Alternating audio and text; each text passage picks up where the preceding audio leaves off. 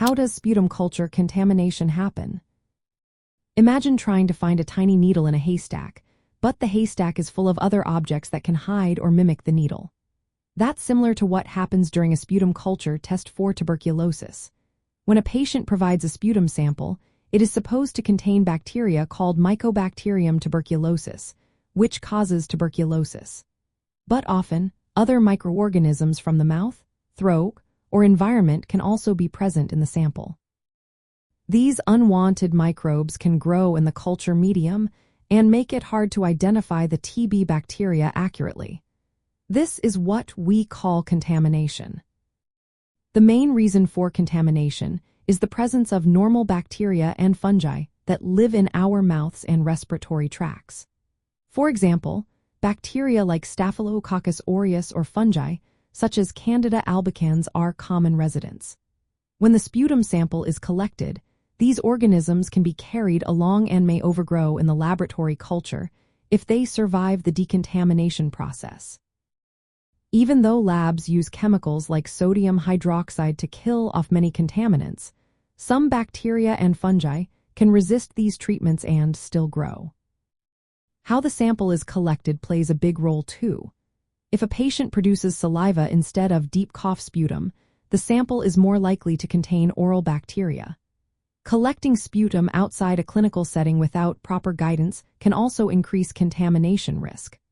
For example, if the sample is collected in a non-sterile environment or not properly cleaned beforehand, environmental bacteria can contaminate it. Transport and storage are other critical factors. If the sample is delayed in reaching the lab or kept at room temperature for too long, bacteria and fungi can multiply rapidly. Without refrigeration or cold storage, contaminants can flourish, making the culture less reliable. In some regions, transport times can be long, and conditions may not be ideal, further increasing the chance of contamination. Laboratory procedures also influence contamination rates. If the lab does not follow strict protocols for decontamination or uses non-selective culture media that do not inhibit other organisms, contamination can occur. Sometimes, bacteria or fungi resistant to decontamination chemicals can survive and overgrow the TB bacteria, leading to false negatives or delayed results. The consequences of contamination are significant. They can cause delays in diagnosing tuberculosis, increase costs, and requiring repeat testing. This can slow down the start of proper treatment and affect patient outcomes. To reduce contamination, several steps are recommended. Patients should be educated on how to produce deep cough sputum rather than saliva. Using mouth rinses with clean water or mild antibacterial solutions before collection can lower oral bacteria.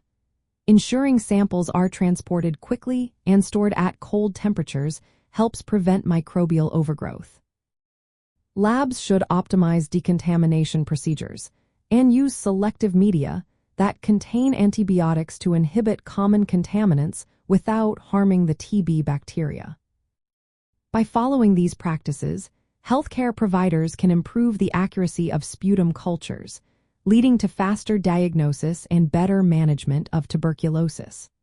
Always remember, if you or someone you know is undergoing testing, consulting healthcare professionals for proper collection and handling is essential for reliable results.